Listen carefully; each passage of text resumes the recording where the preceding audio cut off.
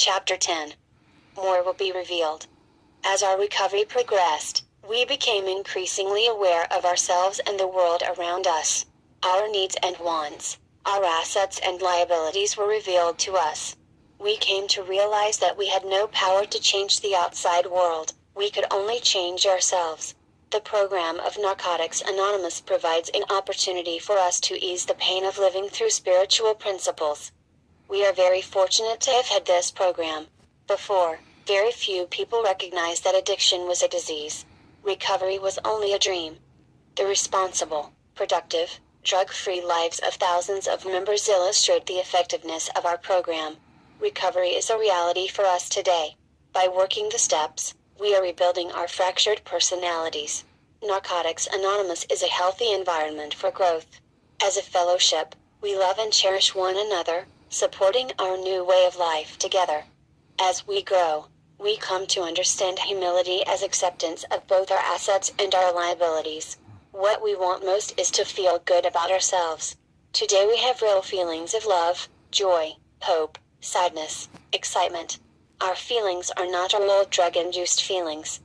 Sometimes we find ourselves caught up in old ideas, even with time in the program. The basics are always important to recovery. We need to avoid old thinking patterns, both the old ideas and the tendency toward complacency. We cannot afford to become complacent, because our disease is with us 24 hours a day. If, while practicing these principles, we allow ourselves to feel superior or inferior, we isolate ourselves. We are headed for trouble if we feel apart from other addicts. Separation from the atmosphere of recovery and from the spirit of service to others slows our spiritual growth. Complacency keeps us from goodwill, love and compassion. If we are unwilling to listen to others, we will deny the need for improvement. We learn to become flexible and to admit when others are right and we are wrong. As new things are revealed, we feel renewed. We need to stay open-minded and willing to do that one extra thing, go to one extra meeting, stay on the phone one extra minute, and help a newcomer stay clean one extra day. This extra effort is vital to our recovery. We come to know ourselves for the first time. We experience new sensations, to love, to be loved, to know that people care about us and to have concern and compassion for others. We find ourselves doing and enjoying things that we never thought we would be doing. We make mistakes, and we accept and learn from them. We experience failure, and we learn how to succeed. Often we have to face some type of crisis during our recovery, such as the death of a loved one, financial difficulties or divorce. These are realities of life, and they don't go away just because we get clean. Some of us, even after years of recovery, found ourselves jobless, homeless or penniless. We entertained the thought that staying clean was not paying off, and the old thinking stirred up self-pity, resentment and anger. No matter how painful life's tragedies can be for us, one thing is clear: we must not use, no matter what. This is a program of total abstinence. There are times, however, such as in cases of health problems involving surgery and/or extreme physical injury, when medication may be valid. This does not constitute a license to use. There is no safe use of drugs for us.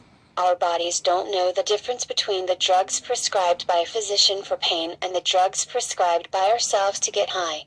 As addicts, our skill at self-deception will be at its peak in such a situation.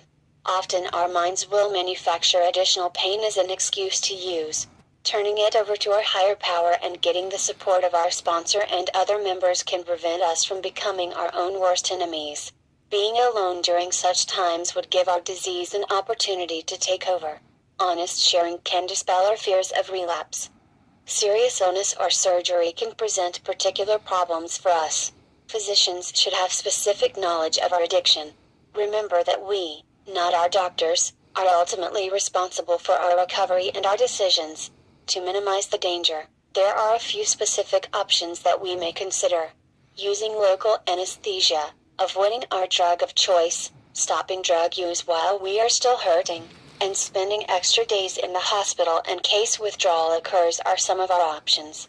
Whatever pain we experience will pass.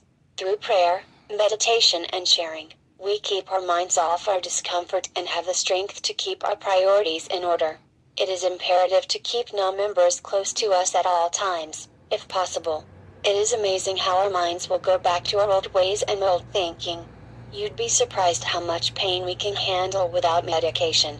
In this program of total abstinence, however, we need to feel no guilt after having taken a minimum amount of medication prescribed by an informed professional for extreme physical pain. We grow through pain and recovery and often find that such a crisis is a gift, an opportunity to experience growth by living clean. Before recovery, we were unable to even conceive of the thought that problems brought gifts. This gift may be finding strength within ourselves or regaining the feeling of self-respect that we had lost. Spiritual growth, love, and compassion are idle potentials until shared with a fellow addict. By giving unconditional love in the fellowship, we become more loving, and by sharing spiritual growth we become more spiritual. By carrying this message to another addict, we are reminded of our own beginnings. Having had an opportunity to remember old feelings and behaviors, we are able to see our own personal and spiritual growth. In the process of answering the questions of another, our own thinking becomes clearer. Newer members are a constant source of hope, ever reminding us that the program works. We have the opportunity to live the knowledge acquired by staying clean when we work with newcomers. We have learned to value the respect of others. We are pleased when people depend on us. For the first time in our lives, we may be asked to serve in positions of responsibility in community organizations outside of NA. Our opinions are sought and valued by non-addicts in areas other than addiction and recovery. We can enjoy our families in a new way and may become a credit to them instead of an embarrassment or a burden. They can be proud of us today. Our individual interests can broaden to include social or even political issues. Hobbies and recreation give us new pleasure. It gives us good feelings to know that aside from our value to others as recovering addicts, we are also of value as human beings. The reinforcement received by sponsorship is limitless. We spent years taking from others in every conceivable way. Words cannot describe the sense of spiritual awareness that we receive when we have given something, no matter how small, to another person. We are each other's eyes and ears. When we do something wrong, our fellow addicts help us by showing us what we cannot see. We sometimes find ourselves caught up in old ideas. We need to constantly review our feelings and thoughts if we are to stay enthusiastic and grow spiritually. This enthusiasm will aid our ongoing recovery. Today we have the freedom of choice. As we work the program to the best of our ability, the obsession with self is removed. Much of our loneliness and fear is replaced by the love and security of the fellowship.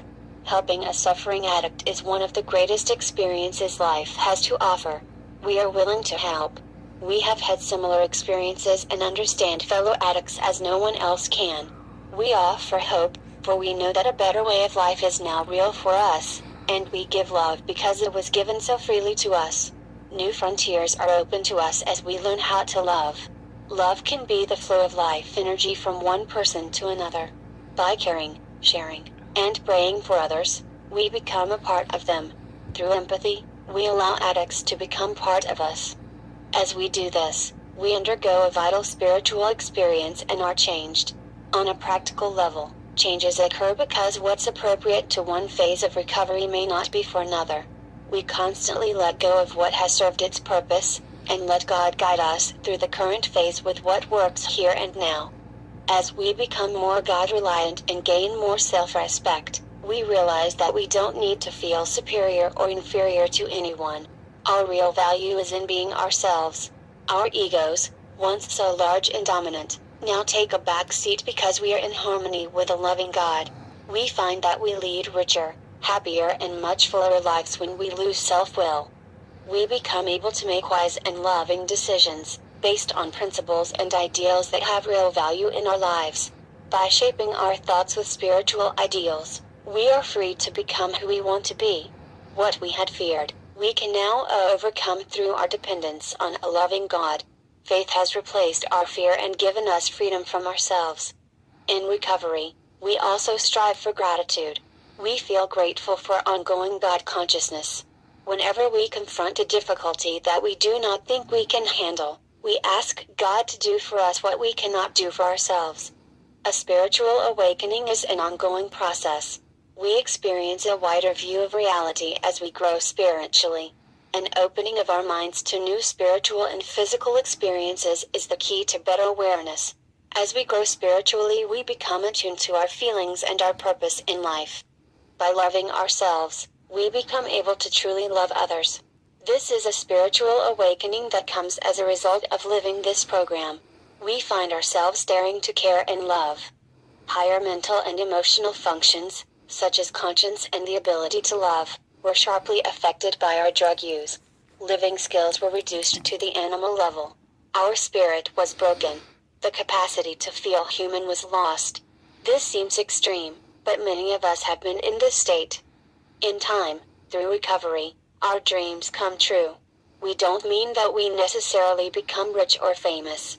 However, by realizing the will of our higher power, dreams do come true in recovery. One of the continuing miracles of recovery is becoming a productive, responsible member of society. We need to tread carefully into areas that expose us to ego-inflating experience, prestige and manipulation that may be difficult for us. We have found that the way to remain a productive, responsible member of society is to put our recovery first. Na can survive without us, but we cannot survive without Na. Narcotics Anonymous offers only one promise, and that is freedom from active addiction, the solution that eluded us for so long. We will be freed from our self-made prisons. Living just for today, we have no way of knowing what will happen to us. We are often amazed at how things work out for us. We are recovering in the here and now, and the future becomes an exciting journey. If we had written down our list of expectations when we came to the program, we would have been cheating ourselves. Hopeless living problems have become joyously changed. Our disease has been arrested, and now anything is possible. We become increasingly open-minded and open to new ideas in all areas of our lives. Through active listening, we hear things that work for us. This ability to listen is a gift and grows as we grow spiritually. Life takes on a new meaning when we open ourselves to this gift.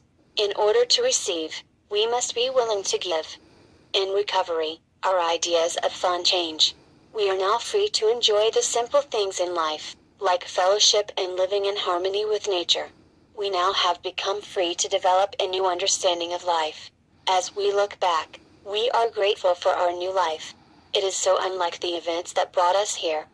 While using, we thought that we had fun and that non-users were deprived of it. Spirituality enables us to live life to its fullest, feeling grateful for who we are and for what we have done in life. Since the beginning of our recovery, we have found that joy doesn't come from material things, but from within ourselves. We find that when we lose self-obsession, we are able to understand what it means to be happy, joyous, and free. Indescribable joy comes from sharing from the heart. We no longer need to lie to gain acceptance.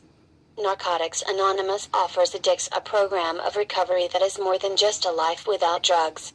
Not only is this way of life better than the hell we lived, it is better than any life that we have ever known. We have found a way out, and we see it work for others.